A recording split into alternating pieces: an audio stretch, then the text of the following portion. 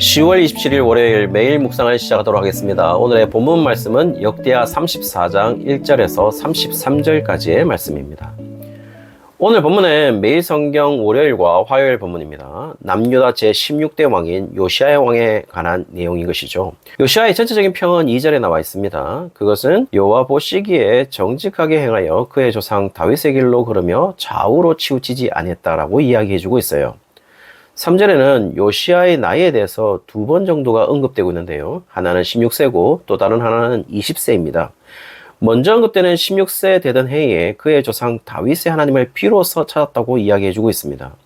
이 진술은 16세 이전에는 하나님을 찾지 않았다라는 것이 아니라 자신의 이성을 가지고 스스로 하나님을 찾는 시기를 말하는 것으로 보여요.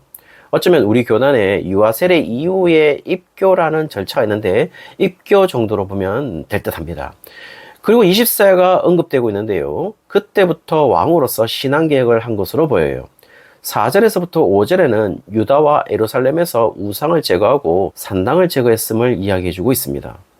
그리고 6절에서부터 7절에 보시면 요시야의 개혁이 단순히 유다와 예루살렘에 머물렀던 것이 아니라 므낫세와 에브라임은 이스라엘의 중앙지역이고 시므온 땅은 유다의 최남단이고 언급된 납달리는 북이스라엘 최북단에 위치한 땅이라면 요시야의 개혁이 남유다와 북이스라엘 전체의 개혁의 영역으로 미쳤다는 사실을 이야기해주고 있어요. 8절부터는 요시야의 나이가 또 한 번 거론되는데요. 26세로 성전을 정비하는 계획을 단행하고 있음을 볼 수가 있죠. 성전에 대한 정비를 위해서 9절에는 단순히 유다와 베냐민과 예루살렘으로 남유다 백성들만 헌금을 거둔 것이 아니라 북이스라엘 백성들도 함께 동참했다는 사실을 이야기해주고 있습니다.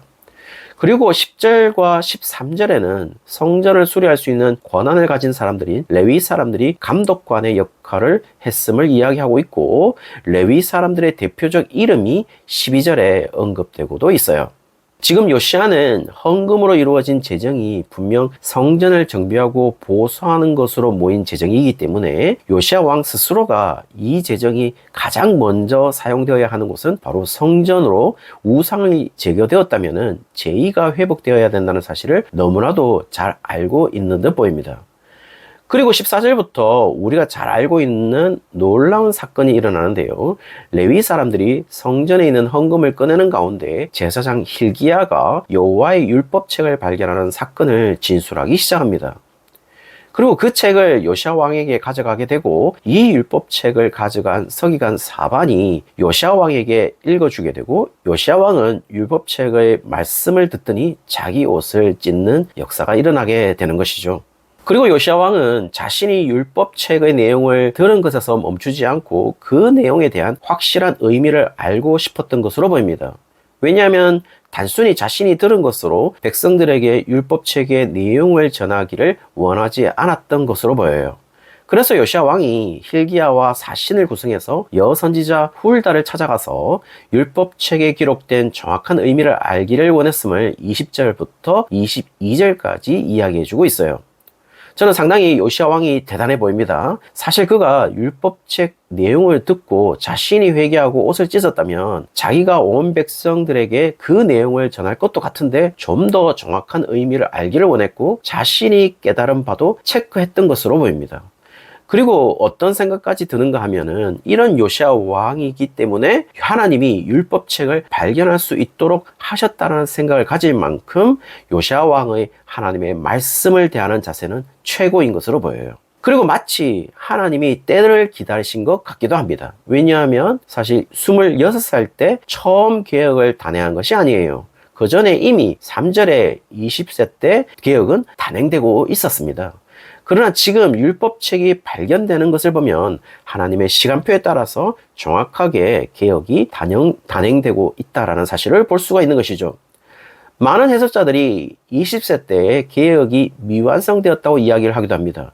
그 이유는 한 가지인데요. 지금 26세 개혁이 8절부터 마치 2차 신앙개혁처럼 그려지기 때문인 것이죠. 그러나 저희 견해는 20세 때 제1차 신앙개혁이 미완성이었다고 보여지지는 않습니다. 무엇보다 역대기 저자가 그렇게 진술하고 있지 않는다라는 것이죠. 실제로 1차 신앙개혁에서 성전 외에는 제의를 드릴 수 없도록 먼저 각종 우상 숭배를 할 수 있는 모든 도구들을 제거함을 볼 수가 있어요. 그래서 지금 요시야는 제2차의 성전을 정비할 수 있도록 자연적으로 진행되게 하고자 1차 신앙개혁이 있었던 것으로 보입니다. 그리고 우상 숭배를 할 수 있는 모든 제단과 산당들, 그리고 각종 우상의 형상들을 제거함에 있어서 상당한 시간을 요구할 수도 있어요. 왜냐하면 므낫세와 아몬에 걸친 남유다의 통치 기간은 그야말로 최악의 시간으로 57년 동안, 물론 므낫세가 후반에 회개를 했다고 하더라도 여전히 백성들은 산당에서 제사를 드렸다고 역대하 33장 17절에 진술하는 것을 보면 상당한 개혁의 시간을 요구함에 틀림이 없습니다. 그런 계속된 개혁이 성전을 정비하는 과정에서 율법책을 발견하게 되고 그 율법책의 내용을 요시야 왕은 자신이 이해한 바도 있겠지만은 그 내용을 정확하게 알기 위해서 여선지자 훌다에게 물어본 것으로 보입니다.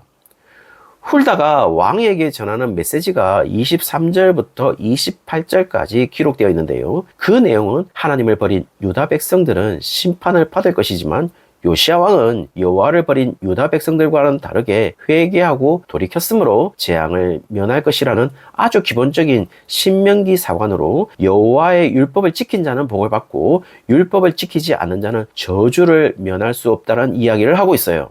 30절에 율법의 내용을 확인하고 그 의미를 확실하게 알아들은 요시야 왕이 여호와의 성전에 유다 온 백성들과 함께 올라가서 언약책의 모든 말씀을 읽어주었다고 이야기해 주고 있습니다. 그리고 31절에는 요시야 왕은 언약을 다시 갱신하는 모습을 볼 수가 있어요. 32절에는요, 요시야 왕뿐만 아니라 예루살렘과 베냐민에 있는 자들이 모두 언약을 갱신함에 참여하고 있다고 이야기해 주고 있습니다.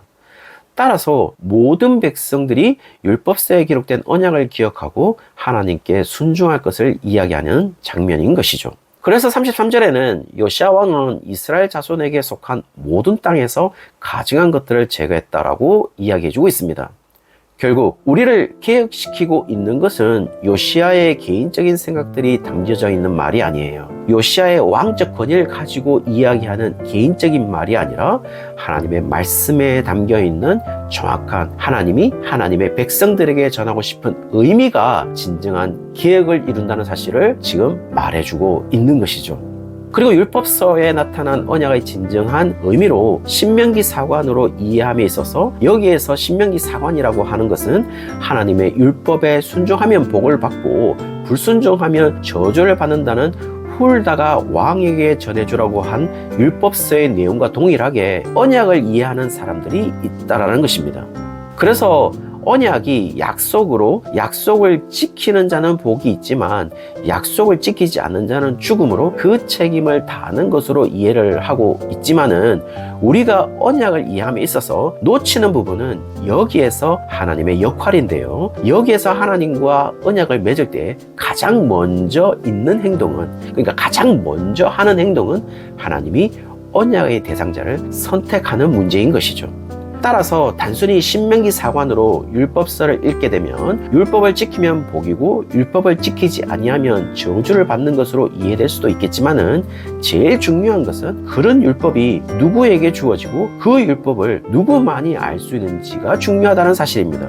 그것은 철저하게 하나님이 선택한 백성들만이 그 율법을 지킬 수 있는 자임을 이야기해주고 있는 것이죠. 좀 더 쉽게 이야기하면 10계명의 제5계명으로 살인하지 말라가 있습니다. 하나님의 백성이 아닌 자가 아무리 평생 살인하지 않고 생을 살았다고 할지라도 그 사람은 제5계명을 지킨 자라고 할 수가 없는 것이죠.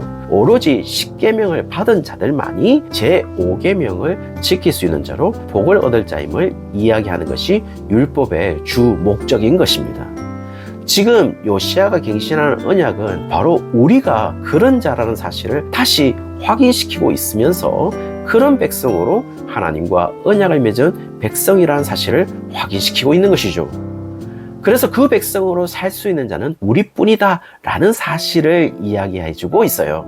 그리고 역대하 저자는 지금 본문상에서는 요시야 왕뿐이었다는 사실을 이야기하는 것으로 보입니다. 왜냐하면 훌다의 예언은 대다수의 백성들은 심판을 받을 것임을 이야기해 주면서 요시야 왕에게 초점을 맞추고 있으니까요. 사랑하는 성도님들, 여호와 하나님과 언약을 맺은 백성으로 그 언약을 하나님이 끝까지 지키시기에 여전히 복된 자로서 요시야 왕은 바로 여러분뿐인 것입니다. 그것을 잊지 않고 살아가는 성도님들이 되시기를 주의 이름으로 축원합니다.